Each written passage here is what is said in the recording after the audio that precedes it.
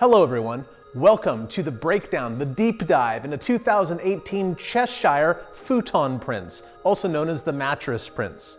We're here at the North American Bigfoot Center, and I've pulled these guys off the wall right here because this is the subject of our talk today. February 15th, 2018, a woman named Kristen Earle was traveling home from the coast. On the drive back to her home in Eugene, Oregon, Kristen pulled over to Alderwood State Wayside Park, basically a big gravel turnout with a creek on one side. Well, she got out of her car to take some photographs, and what she found was very peculiar.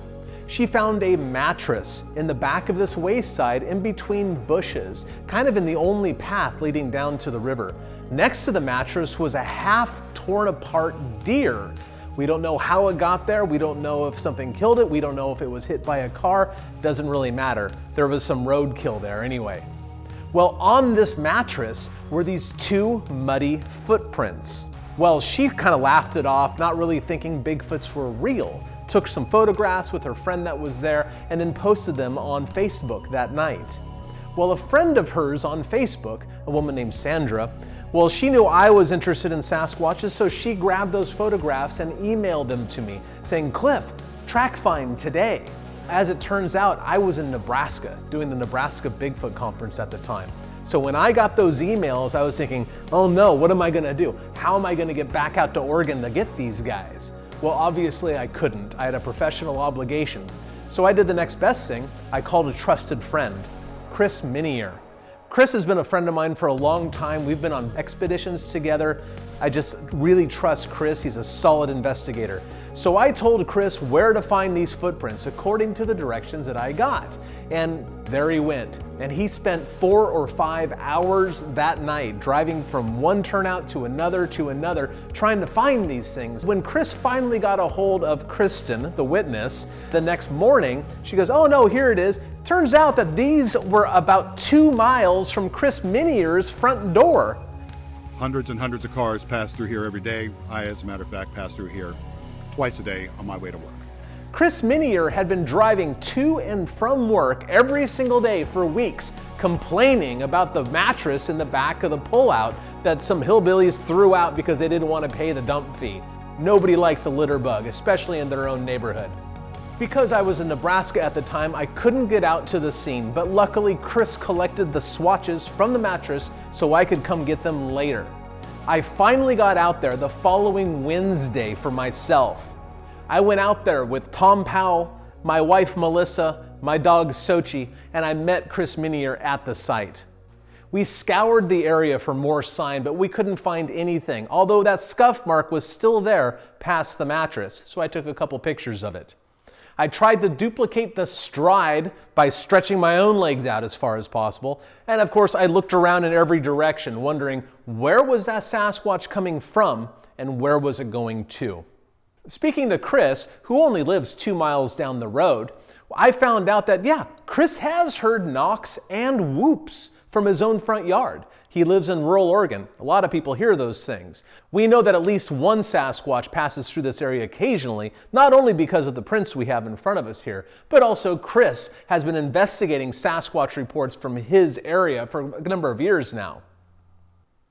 One of my first questions when I heard about this was, why did the Sasquatch go across the mattress? I mean, couldn't it have gone somewhere else?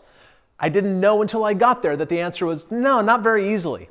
This is a wide open area here. The Sasquatch probably wanted to get out and away from the road, even if it was in the middle of the night. The Sasquatch coming down from that hillside would cross this area and just want to get down to the river area so it could feel safe and get out of view. It turns out there were these 2 bushes, and the only path in between these bushes leading down to the river had this mattress in the way. Nice and easy to go over, no big deal. Why not? If I was a Sasquatch, I would have done it too. I kind of envision the feet going across something like this.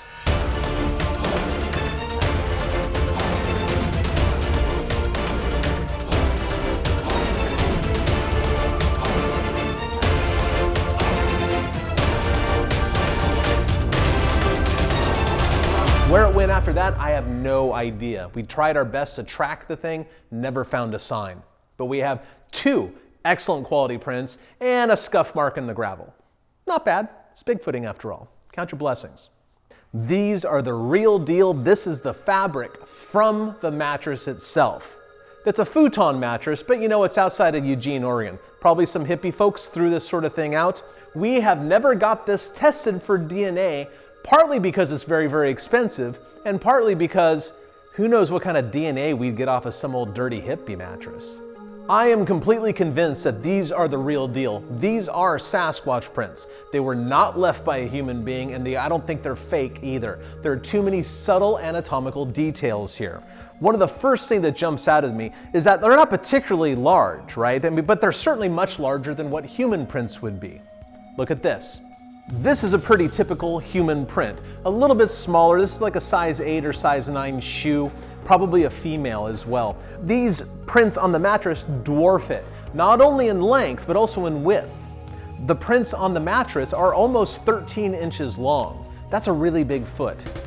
And sure, there are human beings with footprints that are 13 inches long, but these prints are at least 1/3 wider than any human on the planet's feet would be. The length to width ratio is way off for these guys. Sasquatch prints are much wider than any human prints, even if they are the same length. Another feature of these prints that I found to be very compelling was the toe splay. See, human toes tend to stick together, and in fact, the pinky toe always curls underneath the other toes. It's because we wear shoes. We've trained our toes to be very obedient and fall in line. Sasquatch is kind of the ultimate anarchists in the world, right? They don't care. They've never worn shoes in their life, and their toes show it. They splay widely, back and forth and spreading out, and you can see that very clearly in these prints. Look at the space in between the toes. Your toes don't do that very easily. But the feature that really clinched this for me, that these are Sasquatch prints, is a little more subtle than perhaps many people would notice. There is actually evidence of the midfoot flexibility of the Sasquatch foot in these prints. Look right here. When I look at the left footprint on the mattress, now mind you, this isn't an impression in the ground. This is actually a muddy mark, like a stamp from an ink pad left on top of the mattress. But it's mud, right?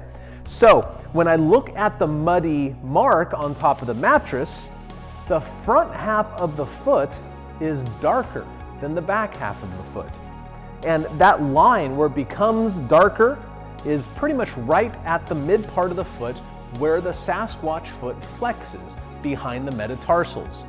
And if we look at the other print, not only do we find that same feature where the front part of the foot is actually darker than the back part of the foot, but there is a crease in the mattress from where the heel lifted off and the front part of the foot pushed backwards on the cloth mattress and folded the cloth at that location. Let's compare a Sasquatch footprint cast of the similar size to these and see if it falls at the same place as the mid-tarsal pressure ridge. Look at that, right there. Solid, 100% congruency.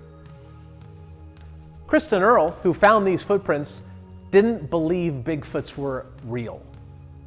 Would she know about the midfoot flexibility of a Sasquatch foot? I don't think so.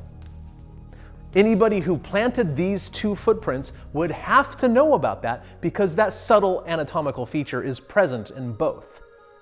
I think the chances of a hoaxer knowing that and somehow pulling it off without actually painting it or some ridiculous time-consuming method like that is astronomical, especially when Sasquatches are perfectly normal animals, and yes, they occasionally run across things that are left in the way, in this case, a mattress.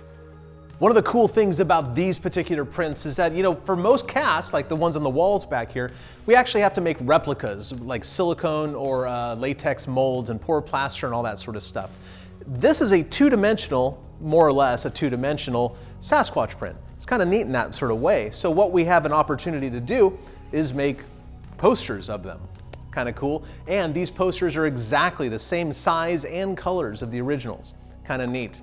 Something you can share with other people or frame in your home. I've actually have a pair framed in my home. But the originals will live here at the North American Bigfoot Center on the wall for everyone to enjoy. because these are unique. I'm not aware of any other case in all Bigfoot history with this kind of evidence that has come back. Yeah, I have investigated muddy footprints going across cement, but no one's ever cut the cement out to bring it back. I've never heard of anything like this before. This is a unique piece of Bigfoot history on the walls in the North American Bigfoot Center, and it could not have been possible without an entire team of Bigfooters working together to bring this evidence to light. Whether it is Kristen Earl, Sandra Weedman, Chris Minier, or my team that went out to do on-site investigations, if any of those pieces had been missing, these would be missing. It's an opportunity for us as Bigfooters to reflect and think about us being part of the community and working together as a team. Yeah, do the solo work, but always get the stuff analyzed. Depend on your friends when you need help, and call other people if there's any questions that you might have, including us at the North American Bigfoot Center. We're here to help you. So with that, thank you very much for listening to my little spiel and the deep dive into the mattress prints. If you want to become a member, think about it, because this is the kind of video that you get by being a member of the North American Bigfoot Center. Just go to our website, NorthAmericanBigfootCenter.com, click membership, and then videos like this can be yours 2-3 times a month. Check it out. In the meantime, everybody out there, keep it squatchy.